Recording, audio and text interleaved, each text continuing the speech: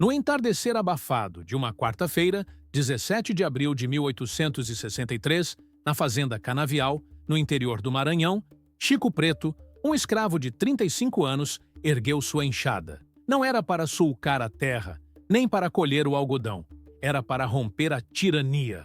Com um golpe único e brutal, ele abriu o peito do feitor Horácio Barba Roxa, fazendo jorrar no campo não apenas sangue, mas anos de dor, silêncio e a promessa de uma justiça selvagem.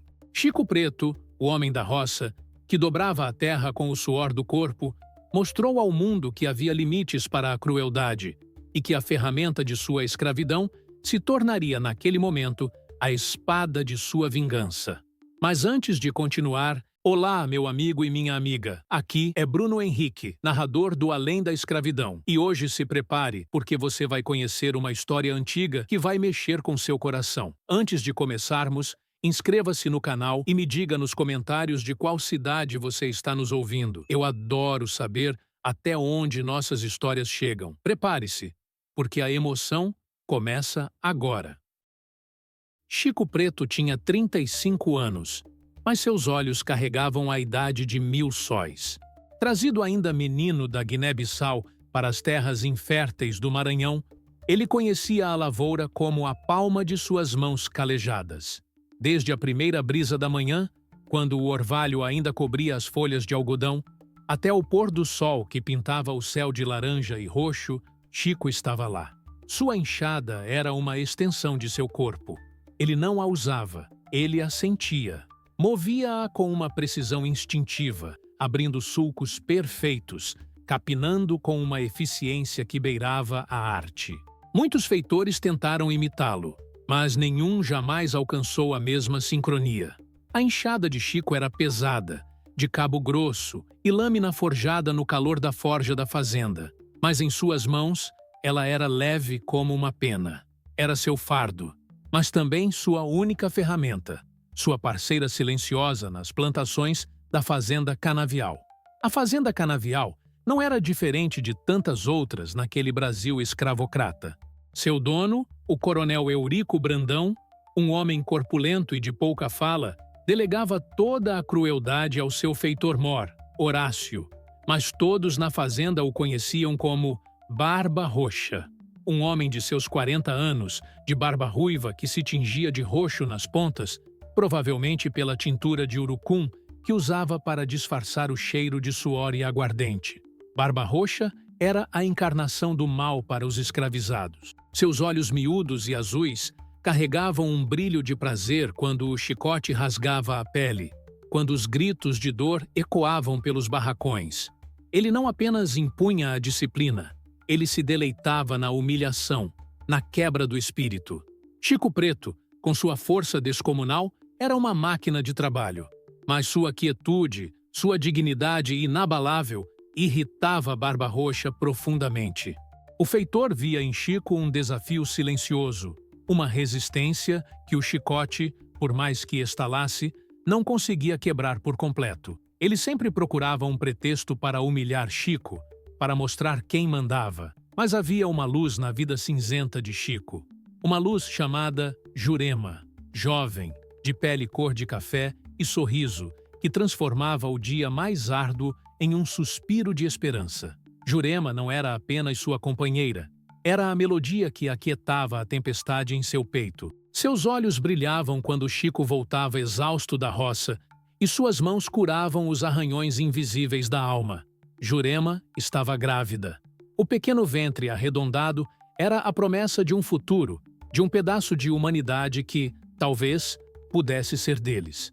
E foi essa promessa que Barba Roxa esmagou com brutalidade inominável. Era o final da tarde de um sábado, 13 de abril de 1863.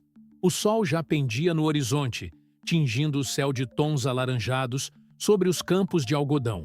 O ar estava pesado, não apenas pelo calor, mas pela tensão que sempre pairava sobre a fazenda.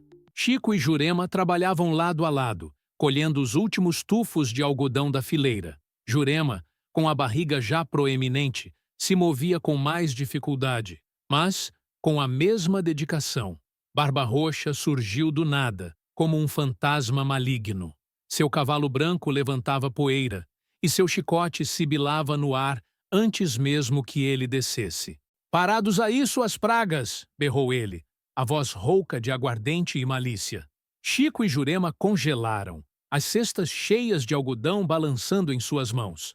"O que é isso, moleque?" Barba Roxa apontou para a cesta de Jurema. "Meia boca! Quase vazia! Acham que me enganam, é?" "Não, senhor." Jurema tentou explicar, a voz fraca. "A barriga tá pesada. Eu tentei." "Tentou o quê? Moleza? Preguiça?" O feitor, sem esperar por mais, desferiu um golpe. O chicote estalou no ar e rasgou a carne do ombro de Jurema. Ela gritou, um som agudo e sufocado. Chico deu um passo à frente, os punhos cerrados, a enxada ainda em suas mãos. Mas antes que pudesse sequer pensar em um movimento, 2 outros feitores, que acompanhavam Barba Roxa, se jogaram sobre ele, imobilizando-o. "Deixa ele, moleque!" Barba Roxa rosnou, o chicote em punho. "Você vai ver o que acontece com a fêmea que não cumpre seu dever." O que se seguiu foi uma cena de horror que se gravaria na alma de Chico para sempre. Barba Roxa, com um sorriso sádico, desferiu chicotadas impiedosas nas costas, nas pernas e na barriga de Jurema. Cada golpe era um eco de dor para Chico, que se debatia contra seus agressores, os olhos injetados de sangue. "Parem! Parem, por favor!" A voz de Jurema era um lamento que se perdia no ar. Mas Barba Roxa não parava. Ele parecia se alimentar da dor dela, da impotência de Chico. "Isso é para aprender a não ter cria de escravo preguiçoso." Ele esbravejava. Jurema caiu de joelhos, o algodão à sua volta se tingindo de vermelho. Um gemido baixo, quase um choro, escapou de seus lábios. Então, algo terrível aconteceu. No meio dos golpes, Jurema convulsionou. Um grito agudo, quase um urro de animal ferido, escapou de seu corpo e ela desabou completamente no chão. Um pequeno feto ensanguentado escorrendo entre suas pernas. A cena congelou no tempo. O chicote parou no ar. Barba Roxa, por um instante, pareceu chocado, mas logo o sorriso cruel retornou. "Menos uma boca para alimentar, não é, Chico Preto?" Ele zombou.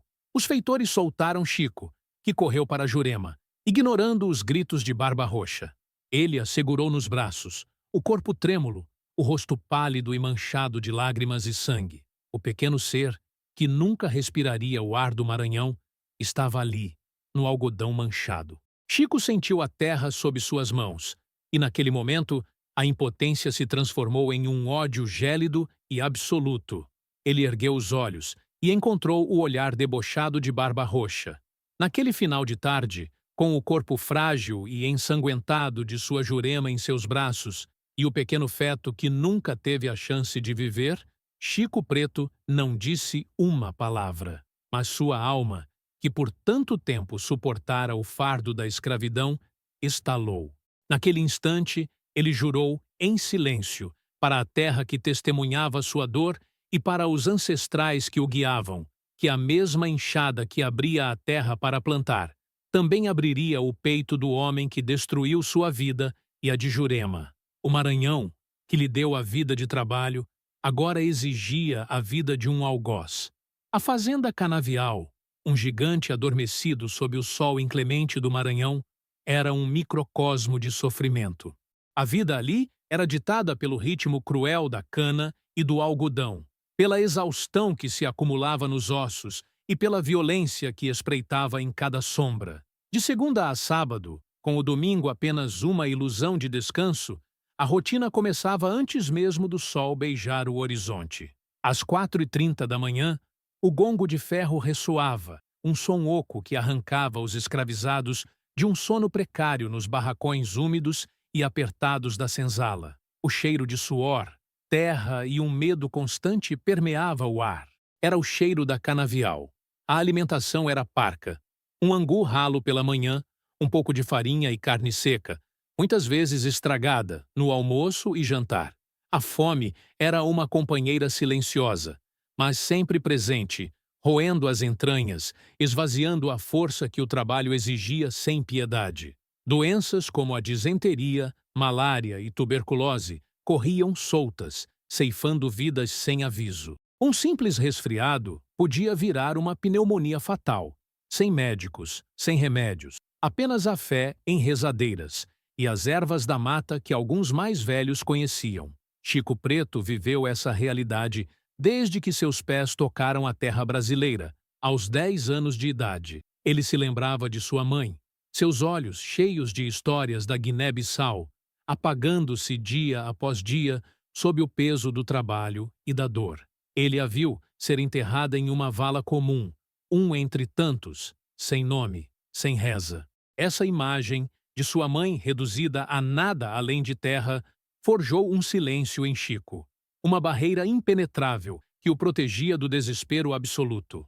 A vida na lavoura era um teste diário de resistência. Sob o sol causticante, com a enxada pesada em mãos, Chico e os outros trabalhavam sem parar. De 5h30 da manhã até às 18 horas, era só trabalho. Plantar, capinar, colher. As costas curvadas, os músculos doloridos, a garganta seca, barba roxa, o feitor mor. Era o mestre de obras dessa engrenagem de dor. Ele não era apenas cruel. Ele era criativo em sua crueldade.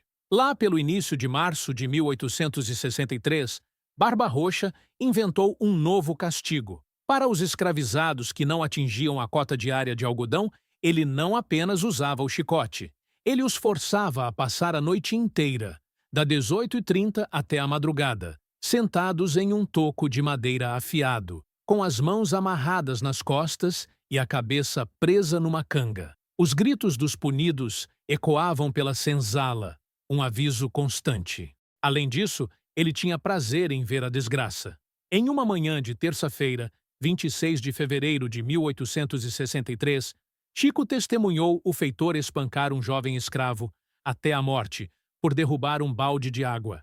Barba Roxa riu, enquanto o corpo inerte era arrastado para fora. Coronel Eurico Brandão, o fazendeiro, raramente se envolvia diretamente. Ele preferia a polidez de seu casarão, o luxo de suas refeições, enquanto a barbárie era executada em seu nome. Mas todos sabiam que a maldade de Barba Roxa tinha o aval silencioso do coronel.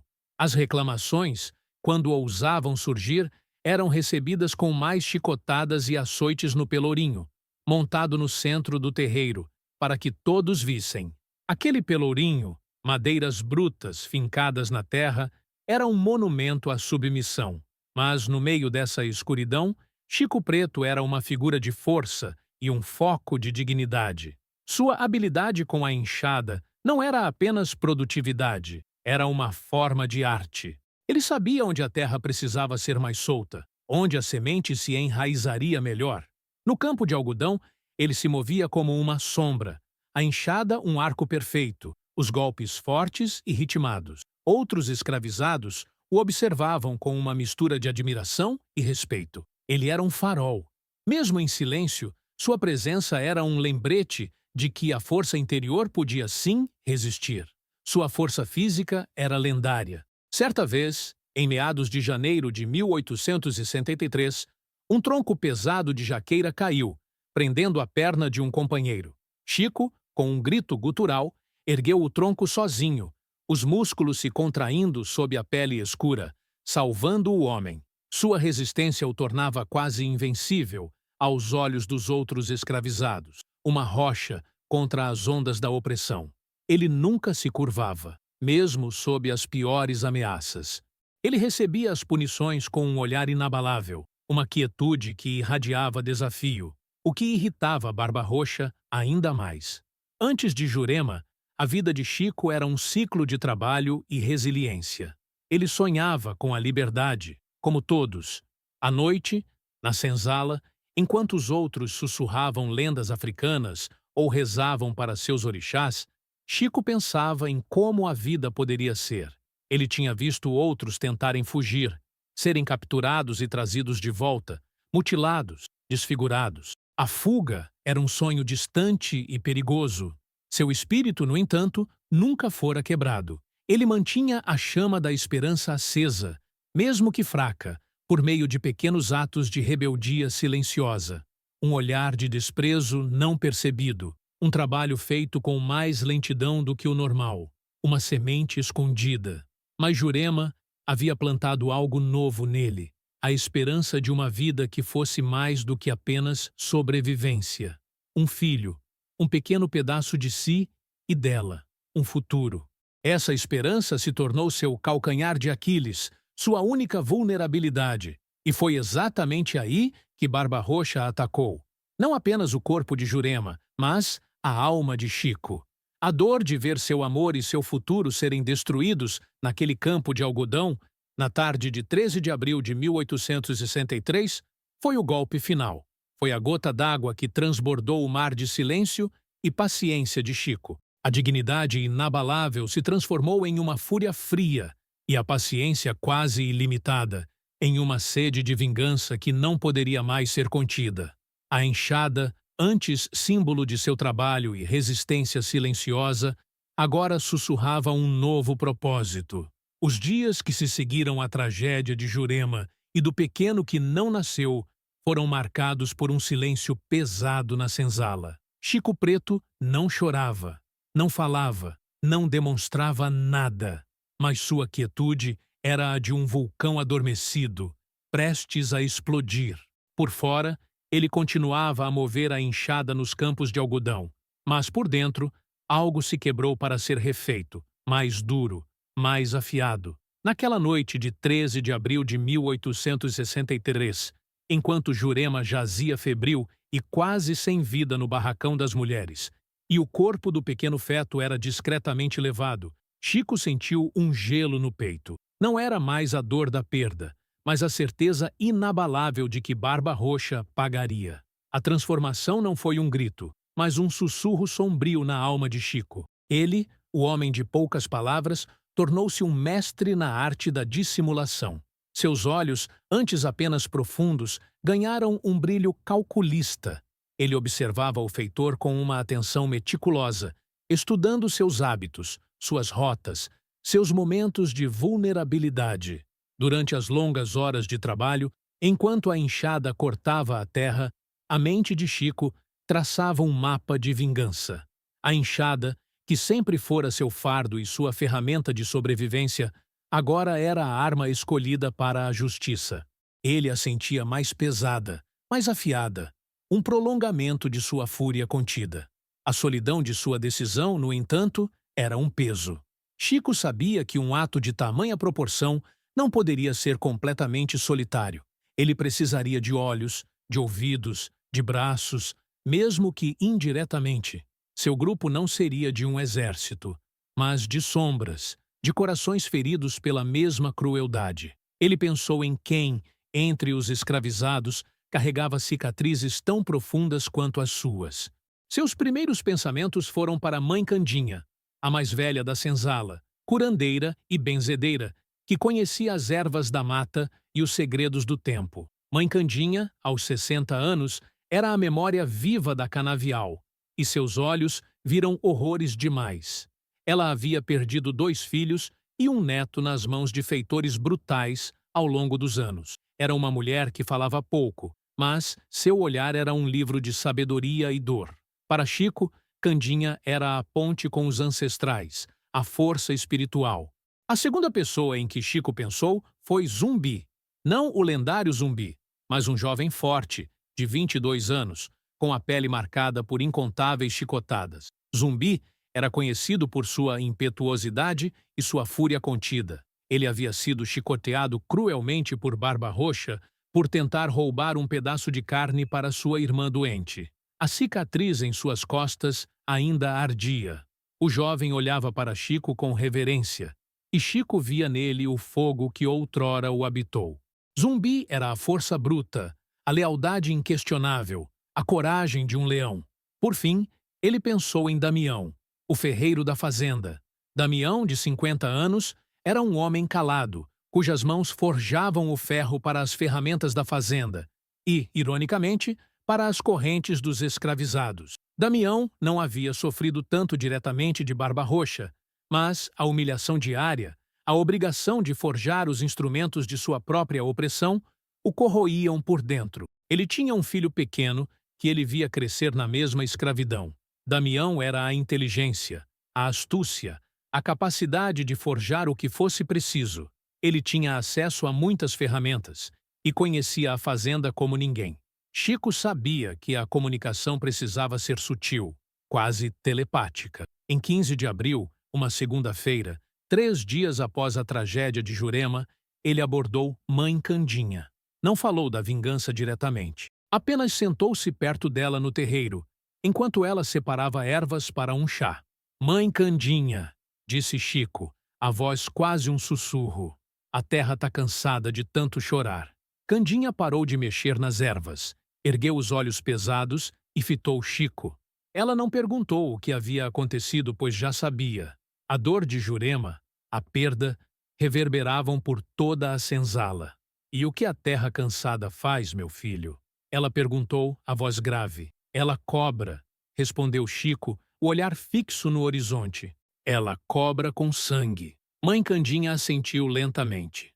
O sangue que rega o algodão, um dia fará o algodão chorar. Ela o entendeu.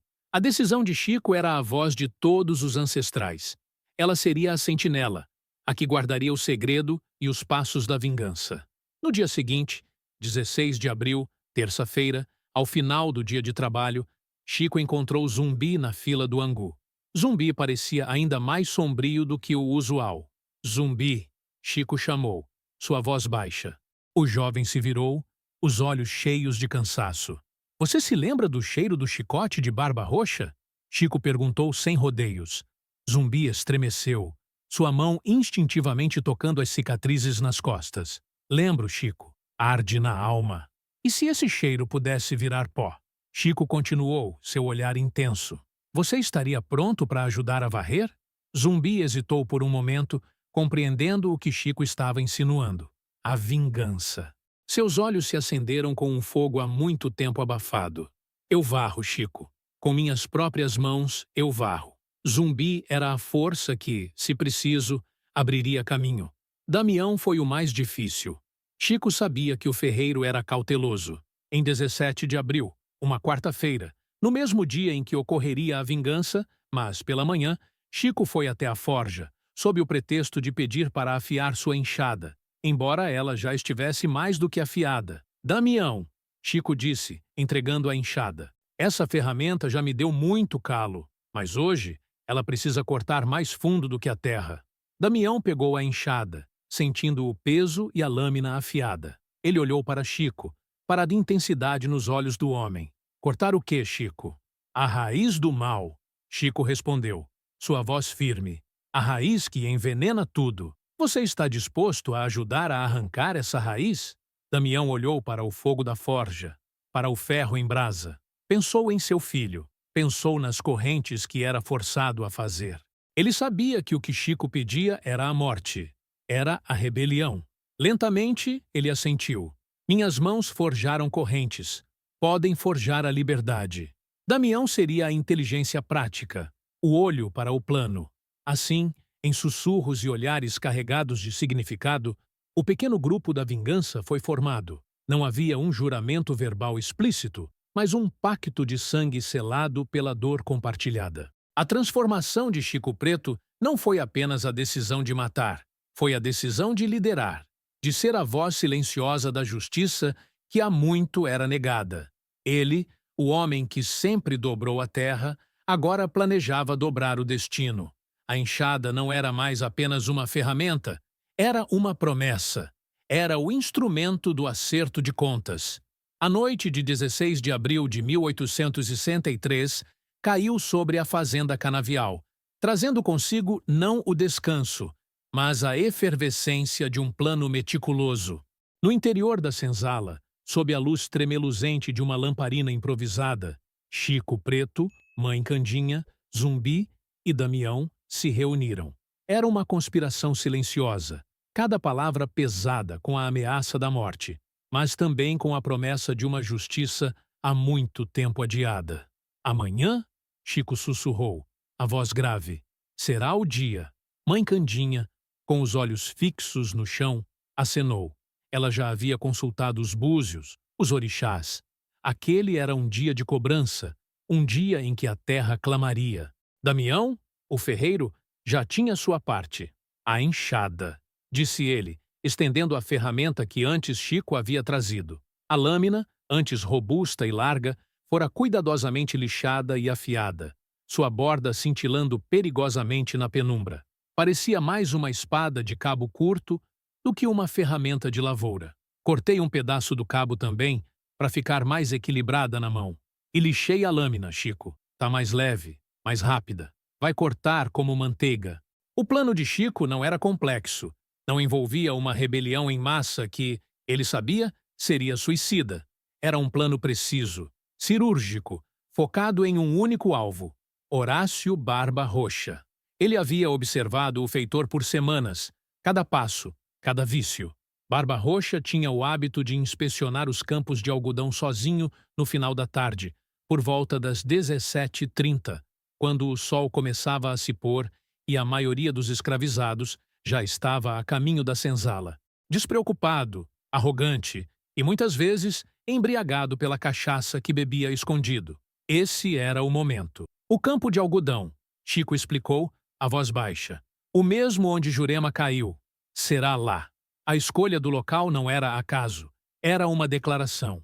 A terra que testemunhou a crueldade seria a terra que testemunharia a retribuição.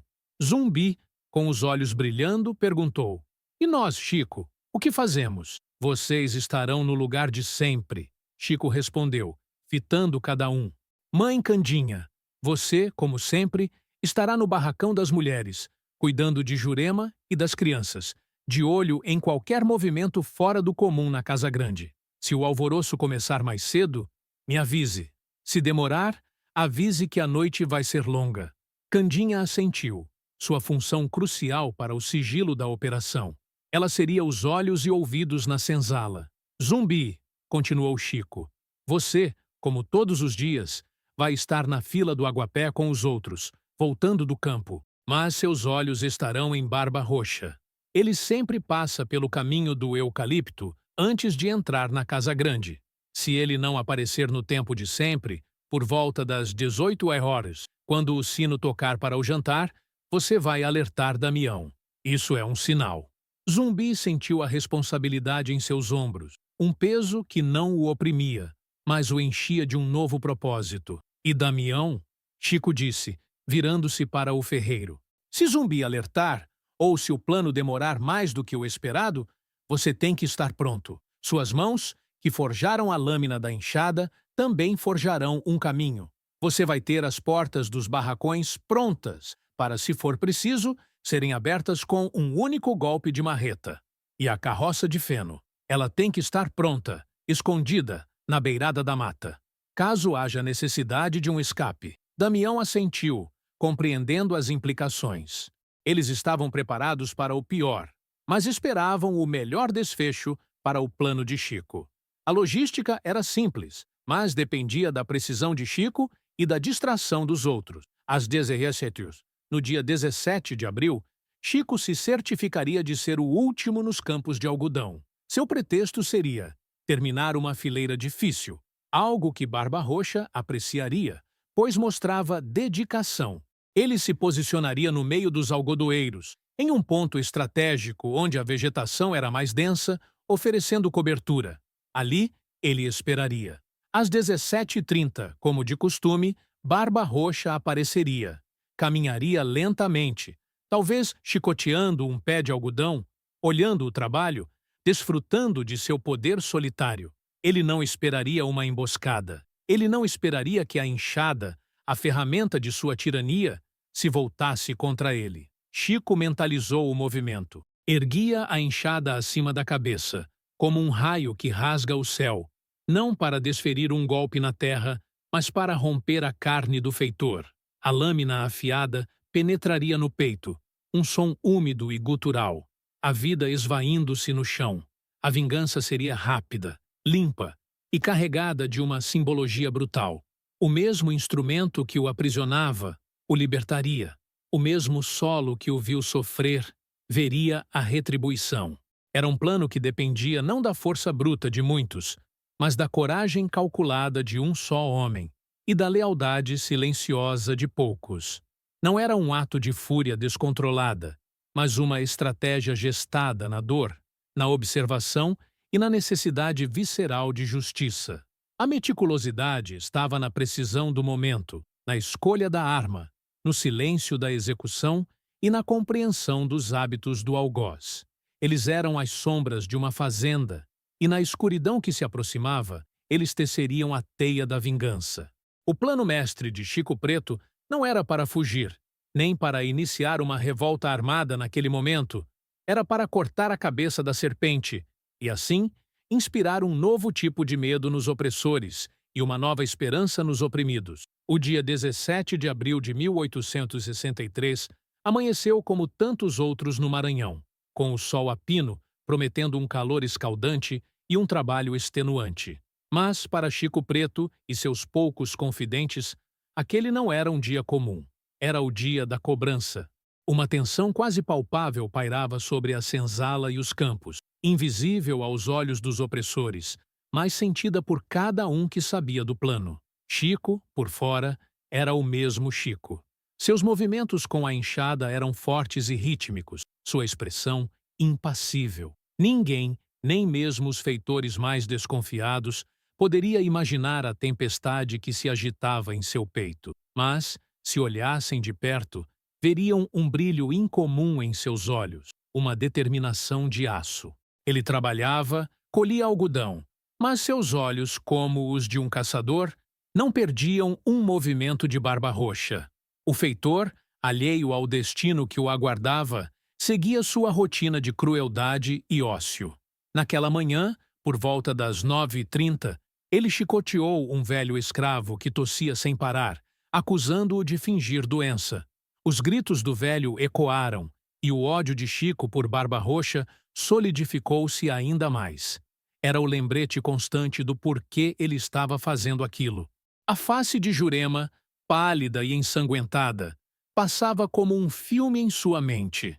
Mãe Candinha, por sua vez, passava o dia no barracão das mulheres, com a desculpa de cuidar de Jurema, que ainda estava muito fraca. Mas, em segredo, entre murmúrios e rezas, ela acendia pequenas velas, queimava ervas de proteção e pedia aos orixás que cobrissem Chico com um manto de invisibilidade. Seus olhos esquadrinhavam o terreiro, a casa grande, cada movimento dos capangas do feitor. Uma vez, por volta das 14 horas, o feitor mor Zé da Cobra, um dos homens de confiança de Barba Roxa, se aproximou do barracão, desconfiado do silêncio de Candinha. "O que tanto reza, velha? Fazendo macumba para o coronel?" Zé da Cobra riu, empurrando a porta. Candinha, com uma serenidade assustadora, apenas o fitou. "Rezo pela paz, Zé. Paz para quem merece e tormento para quem semeia o mal." Zé da Cobra, sentindo um calafrio inexplicável na espinha, deu de ombros e se afastou. A quase descoberta fez o coração de Candinha bater mais rápido, mas ela manteve a calma, uma fortaleza de fé e segredo. Damião, na forja, também fazia sua parte. Sob o pretexto de consertar uma corrente quebrada, ele deixou a carroça de feno pronta, com os cavalos próximos, camuflada na beirada da mata, como Chico havia instruído. Era um risco imenso, mas a ideia de liberdade, mesmo que apenas para alguns, era um motor poderoso. Ele se perguntava se Chico conseguiria, se a vingança seria de fato consumada. O medo de ser pego, de todos serem pegos, era uma sombra constante. Ele pegou a enxada de Chico novamente. A tocou, sentiu o fio afiado. Um calafrio percorreu sua espinha. A arma estava pronta. Zumbi, o jovem impetuoso, sentia a ansiedade roer suas entranhas. Ele queria agir, lutar, mas seu papel era de observador. Durante o dia, enquanto colhia algodão, seus olhos estavam colados em Barba Roxa. Ele notou que o feitor bebia mais cachaça do que o normal naquele dia. 2 vezes, por volta das 11 horas e das 15 horas, Zumbi viu o feitor sair da casa grande, cambaleante, para o lado de fora, onde tinha um pequeno esconderijo para sua garrafa. "O desgraçado está se afogando na cana", Zumbi pensou. "Isso só vai facilitar." À medida que o sol começava sua descida majestosa no horizonte, Pintando o céu de vermelhos e laranjas vibrantes, a tensão atingiu seu pico. Eram 17 reais. O sino que anunciava o final do trabalho diário ainda não havia tocado. A maioria dos escravizados já estava juntando suas ferramentas para a volta à senzala. Chico, com sua enxada sobre o ombro, fingiu dificuldade em uma fileira de algodão, ficando para trás, como planejado. Ele viu Barba Roxa sair da casa grande, o chicote em mãos, o andar levemente cambaleante, exatamente como ele previra. O feitor, com sua arrogância habitual, caminhava em direção ao campo de algodão, o mesmo campo, o mesmo local, onde Jurema fora brutalmente espancada. Os últimos raios de sol douravam as folhas, mas a escuridão da noite estava prestes a engolir a fazenda. O coração de Chico batia como um tambor de guerra em seu peito. O momento havia chegado. Não havia mais volta. O silêncio era a única testemunha. A noite da vingança tinha, finalmente, chegado. A luz do sol se esvaía rapidamente, tingindo o horizonte de um vermelho profundo, quase o mesmo tom de sangue que, em breve, mancharia a terra. Eram exatamente 17h45 daquela fatídica quarta-feira, 17 de abril de 1863. Barba Roxa, com seu chicote pendurado no cinto, caminhava pesadamente entre as fileiras de algodão, a arrogância habitual em seu rosto. Mal sabia ele que cada passo o levava mais perto do seu juízo final. Ele resmungava, talvez com a cachaça, talvez com a lida. Chico Preto, camuflado entre os arbustos de algodão mais altos, o observava. A enxada, antes uma ferramenta de trabalho, agora era uma arma mortal, fria e pesada em suas mãos calejadas. Ele sentia o cabo de madeira lixado por Damião, a lâmina afiada que refletia os últimos raios de sol, quase como um presságio. Seu coração batia com a força de 1000 tambores, mas sua mente estava calma, focada. As imagens de Jurema, de seu ventre se esvaindo, de sua mãe enterrada, de todos os chicotes, as correntes, as humilhações, passavam como um flash, solidificando sua resolução. Barba Roxa parou. Estava a poucos metros de Chico, de costas para ele, inspecionando uma planta de algodão com um ar de desdém. Ele soltou um arroto, um som grotesco no silêncio do entardecer. Naquele exato momento, o mundo parou para Chico. Silenciosamente, como uma sombra que se move com a brisa, Chico emergiu dos algodoeiros. Seus pés mal tocavam o chão. Barba Roxa, talvez sentindo uma leve mudança no ar, começou a virar a cabeça. Mas era tarde demais. Antes que ele pudesse sequer registrar a presença de Chico, antes que pudesse sacar seu chicote ou gritar, Chico agiu. Ele ergueu a enxada sobre a cabeça, num movimento que era uma dança ancestral de força e precisão.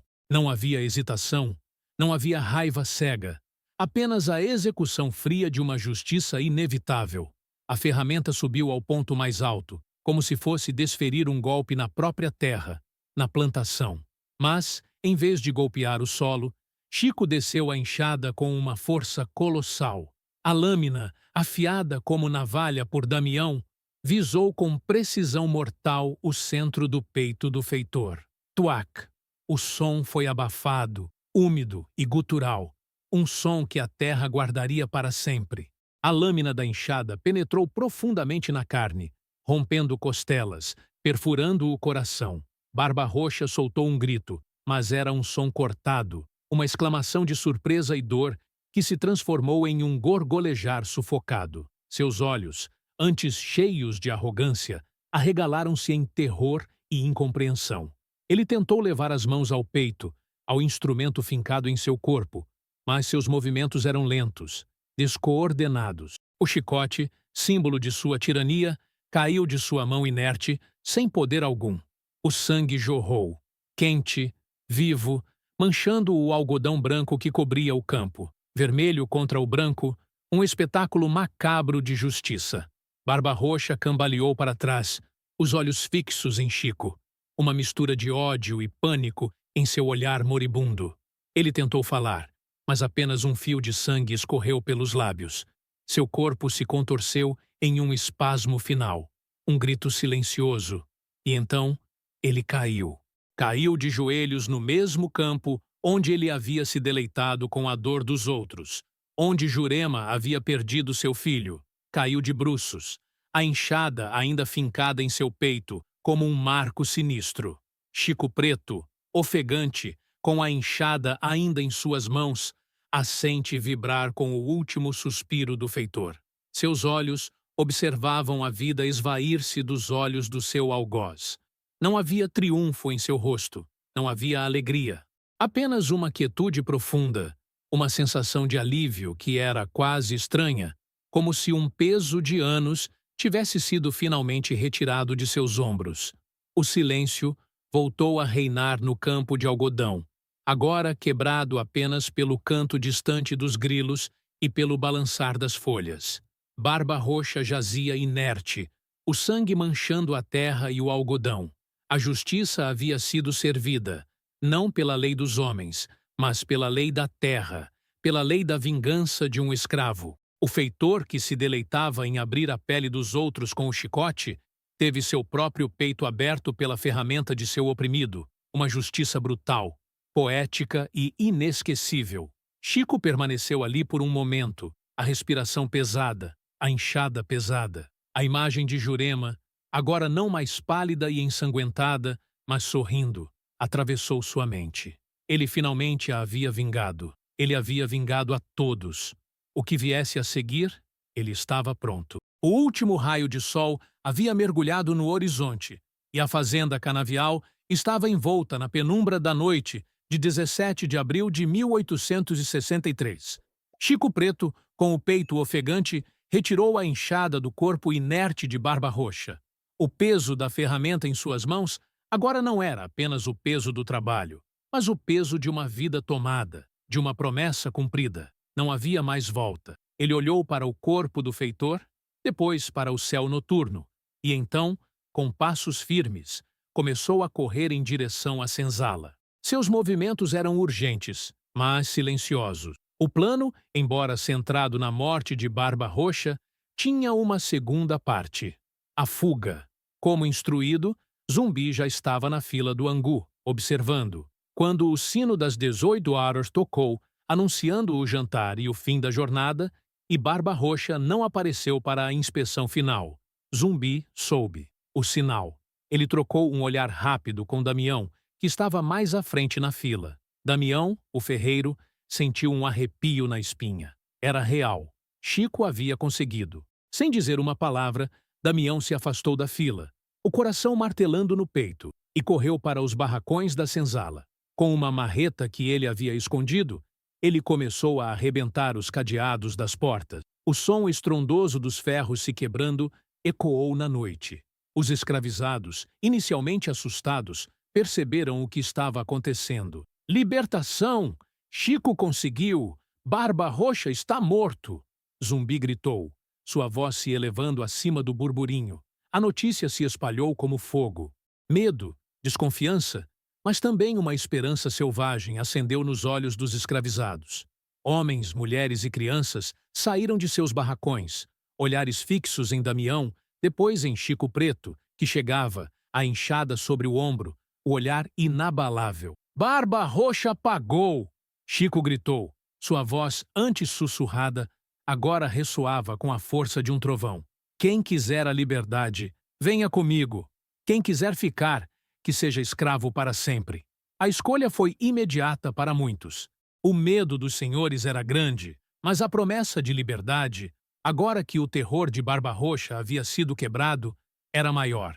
Cerca de 30 a 40 escravizados, os mais jovens, os que tinham família, os mais corajosos, decidiram seguir Chico. Mãe Candinha, com Jurema fraca em seus braços, e alguns outros mais velhos, permaneceu. Jurema estava muito fraca para a fuga, e Candinha sabia que seu lugar era ali, para guiar os que ficariam. Vão, meus filhos, os orixás guiarão seus passos. Mãe Candinha os abençoou, os olhos marejados de lágrimas. Chico, Zumbi, Damião e os outros correram para a beirada da mata, onde Damião havia escondido a carroça de feno. Eles a carregaram com algumas provisões, ferramentas e tudo o que puderam pegar em seu caminho. A carroça serviria para os mais fracos, para as crianças pequenas. O resto seguiria a pé, sob a liderança de Chico. O objetivo: as profundezas da mata, para fundar um novo quilombo, um refúgio de liberdade. Na fazenda, o caos irrompeu pouco depois. Por volta das 19h15, o capataz Zé da Cobra, percebendo a ausência de Barba Roxa e a movimentação estranha na senzala, foi até os campos de algodão. Ele encontrou o corpo do feitor, a enxada ainda fincada em seu peito, uma imagem de horror que o fez gritar. O pânico se espalhou rapidamente pela Casa Grande. Coronel Eurico Brandão, informado do ocorrido por volta das 19h30, ficou lívido. Um feitor morto. E por um escravo. Isso era um golpe direto à sua autoridade, um precedente perigoso. Seu rosto corpulento ficou vermelho de fúria. Mobilizem os capitães do mato, os caçadores. Quero cada um desses fujões de volta. E quero a cabeça de Chico Preto. Ele bradou, a voz ecoando pelas paredes da Casa Grande. E tragam aquele maldito escravo vivo. Ele vai ser exemplo para todos. Mande avisar as fazendas vizinhas. Esse levante precisa ser sufocado no nascedouro. A notícia do assassinato de Barba Roxa e da fuga de parte dos escravizados da fazenda Canavial se espalhou como fogo pela região do Maranhão na manhã seguinte, 18 de abril. O pânico varreu os fazendeiros. A ideia de um escravo se vingar de um feitor, usando a própria ferramenta de trabalho, era um terror. Significava que seus bens tinham uma vontade própria, um limite para a opressão. Capitães do mato, com seus cães farejadores, foram mobilizados.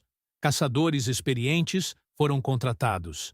A caçada humana começou, mas Chico Preto e seu grupo haviam desaparecido nas densas matas do Maranhão, guiados pela determinação de Chico, pela inteligência de Damião e pela força de Zumbi. Eles eram agora fantasmas na floresta, buscando um novo lar, um lugar onde a enxada não fosse um fardo, mas uma ferramenta para construir a liberdade. A fuga era arriscada, mas a liberdade valia a morte. Chico Preto e seu grupo de bravos desapareceram nas profundezas da mata do Maranhão. A caçada humana foi implacável, com capitães do mato vasculhando cada recanto, mas Chico e seus seguidores jamais foram capturados. A lenda sussurra que eles conseguiram estabelecer um pequeno quilombo, um refúgio secreto, onde a enxada, antes instrumento de opressão, foi usada para cultivar a liberdade, para plantar a esperança em um solo que finalmente era deles. O ato de Chico Preto, o assassinato brutal do feitor Barba Roxa, em 17 de abril de 1863, ecoou muito além dos limites da fazenda Canavial. Para os senhores de engenho e fazendeiros do Maranhão e de outras províncias, a história de Chico Preto se tornou um pesadelo. Um medo gélido se instalou em seus corações. Eles agora sabiam que a paciência do escravo tinha um limite, que o chicote, por mais que estalasse, não poderia quebrar a dignidade para sempre. A qualquer momento, a ferramenta de trabalho poderia se transformar em uma arma. O escravo silencioso poderia se tornar um justiceiro. Feitores começaram a olhar para trás de seus ombros, a desconfiar de cada olhar calado, de cada movimento discreto. A arrogância se misturou com um novo nível de vigilância e, para alguns, com um terror genuíno. O sistema escravocrata, embora imponente, não era invulnerável. Chico Preto havia provado isso. Aquele ato solitário plantou uma semente de revolta, de medo, que se alastrou como uma praga nas relações de poder. A submissão, antes vista como garantida, agora era questionada. Mas, para os oprimidos, para os milhares de escravizados que continuavam a curvar suas costas sob o sol, a história de Chico Preto se tornou um farol de esperança. Um conto sussurrado nas noites da senzala, ao redor de fogueiras clandestinas, em canções de trabalho que escondiam mensagens secretas. Chico Preto não era apenas um nome, era um código, um símbolo da resistência mais pura. Ele foi a prova de que a justiça, mesmo que brutal e fora da lei dos brancos, era possível. Seu ato não foi um levante em massa. mas foi um grito individual que libertou almas e inspirou outras a resistir, a sonhar com a fuga, com os quilombos. Ele mostrou que a vingança podia ser uma forma de catarse, de reestabelecimento da dignidade. A enxada, antes ferramenta de servidão, tornou-se o instrumento da retribuição, um ícone de que o trabalho que oprimia também poderia ser a arma da libertação. A história de Chico Preto nos lembra da brutalidade indizível da escravidão no Brasil. Nos lembra que, por trás de cada estatística fria, de cada fazenda, havia vidas, amores, sonhos e dores imensuráveis. Nos lembra que a resiliência do povo negro não era apenas suportar, mas resistir, lutar, por vezes, de maneiras que a história oficial preferiu esquecer. Chico Preto não aparece nos livros de história como um herói nacional, mas sua coragem, sua determinação em buscar justiça para Jurema e para si mesmo, o eterniza como um verdadeiro gigante da resistência. Sua lenda é um lembrete de que a verdadeira liberdade, por vezes, exige sacrifícios inimagináveis e atos de uma bravura que desafia a própria morte. Ele foi um homem forjado na dor da escravidão, mas que se recusou a ser quebrado. Ele se levantou, enxada em punho, e reescreveu seu próprio destino com sangue e coragem. Comente a palavra coragem. Se a história de Chico Preto e sua luta por justiça te inspirou, sua voz é importante para manter viva a memória desses heróis esquecidos. E assim, a saga de Chico Preto, o homem que transformou a enxada de sua escravidão em um instrumento de justiça, ecoa através do tempo.